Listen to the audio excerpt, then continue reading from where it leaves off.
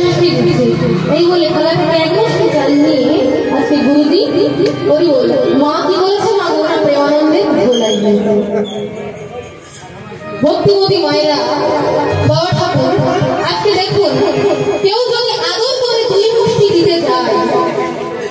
আর সে এক মুষ্টি ফিরিয়ে দেয় গুরুজির আদেশ মতো কথা মতো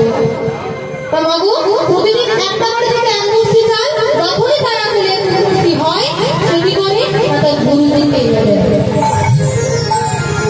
আপনারা বলুন গুরুজিকে চালগুলো দেয় গুরুজির চালগুলো না চালগুলো ধুয়ে পরিষ্কার করে ভগবানের ভোগ রান্না করে